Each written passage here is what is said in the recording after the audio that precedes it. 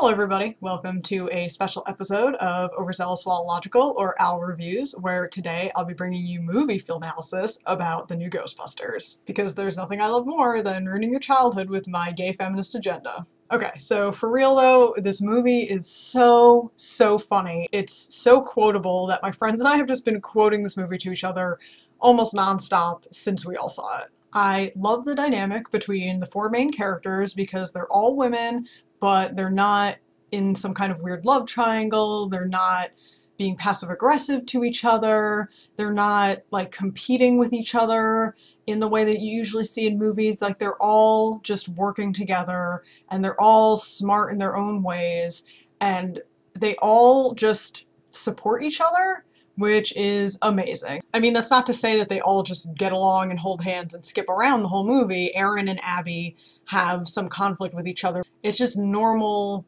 stuff, and instead of being passive-aggressive like you see a lot of women in movies, they just talk to each other about it. Like, go figure. And then it's a comedy, so also they are poking fun at each other about a couple things, or they're like joking around, and you know, there are things that are done for laughs, but it doesn't feel exploitative, it doesn't feel misogynistic. It's just such a breath of fresh air. So Leslie Jones as Patty Tolan and Kate McKinnon as Jillian Holtzman are probably the standouts. They are just so funny. They have, I think, some of the best lines and some of the best interactions with the other characters and some of the funniest scenes. And that is the other great thing, is that Jillian Holtzman is definitely gay. Even though the movie doesn't super get into it, she does pretty much openly flirt with Kristen Wiig's character Erin at least twice that I can think of off the top of my head. And it's just never made a big deal out of. It's just like it's just treated as a normal thing, and I know that this doesn't seem like it should be a big deal, but it is such a big deal. And also, you might have noticed that now the entire internet is gay for Jillian Holtzman, so A++ job, Kate McKinnon.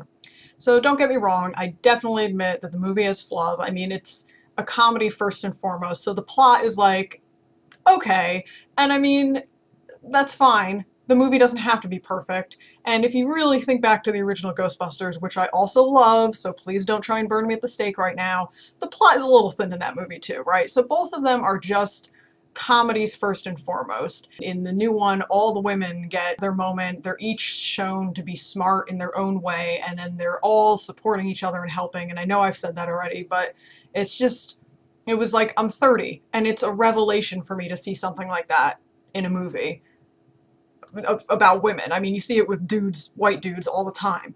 The fact that this is a group of women who are allowed to have that dynamic, I didn't realize like how thirsty I was for that until it happened, and now I just cannot get enough of this movie. And you know, I mean, I do wish that Leslie Jones' character Patty was also a scientist, or the internet has sort of adopted this headcanon that she has a history degree, but the MTA paid better than any other job she could find, and I totally am down for that, but I wish that that were canon. I wish it were in the movie, and maybe it'll be in a sequel. That would be great. But I do feel like the movie makes up for this a little bit, because Patty is the one who figures out how to close the portal once it's opened at the end. So she, like I said, she gets her moment, they all get their moments, and then in the bonus scene at the end of the credits, she's just part of the gang, she's listening to an EVP and, you know, whatever, and just, so, you know, the movie does, I think, try and compensate for that, but also, one of the white characters could have been like the street smart, I know New York, you know, and I like history person, and then Patty could have been one of the scientists. And it is a feminist movie, not just because the four main characters are women. It makes a lot of smart social commentary that I am convinced was intentional.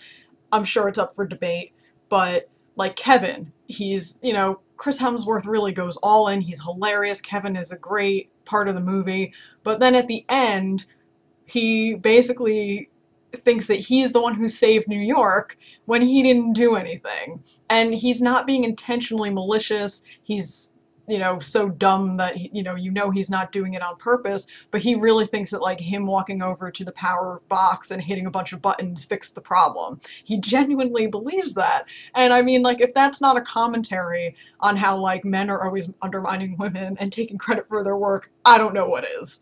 And then there's the character of Rowan, who's the bad guy, who literally at one point faces these four women and tells them that they must have been afforded a standard human dignity that he has been denied. And he's a white guy. Like, really? But he really believes that. And then Abby, Melissa McCarthy's character, has the perfect response of like, no, people basically dump on us all the time. And it's true. You see it in the movie. As a woman, it's your reality. And then you have to sit there and watch this white guy try and tell them that, like, he's been denied stuff. Like, Rowan is the nice guy, right? Who thinks that he is entitled to certain things just because he exists. And then he didn't get that, so he wants to destroy the entire world. Like, just saying it out loud, it's ridiculous. And I do think the movie wants you to feel that it's ridiculous. Like, again, it is definitely a commentary. And it adds to the comedy of it a little bit. Like, you're like, really? This is the reason that you want to destroy the entire world? But people are really like this. I mean, I had that conversation with one of my friends after he saw the movie, and other people have said, you know, oh, I wish like the villain's motives were a little more fleshed out. And I'm like, no, I'm sorry, but that is not one of the weaknesses of this movie. It is perfect because there are literal people out there, literal guys who do things as ridiculous for similarly minor, small reasons.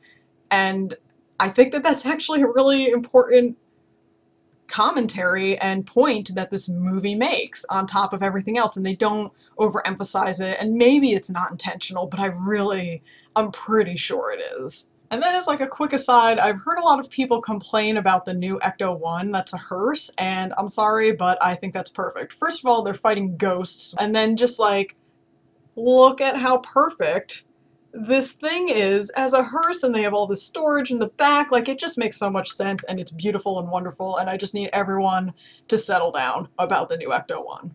Alright, so that was my movie feel analysis about the new Ghostbusters, and haters gonna hate, but I loved it, and I think everyone should see it, and I can't wait to get it on DVD so I can watch it, like, every day, because it's amazing. And in the meantime, I'm gonna just sit here and play with my action figures and Lego set, so boom. Look at how perfect Erin's facial expression is here. Patty got some serious expression, she means business. Abby and Jillian are just having a ball. And then you even get a little Kevin on the Ecto too, trying to be a Ghostbuster. What's not to love? I'm gonna spend hours having fun with my Legos.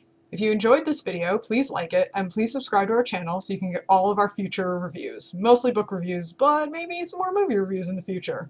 Thanks for watching, and happy Ghostbusting!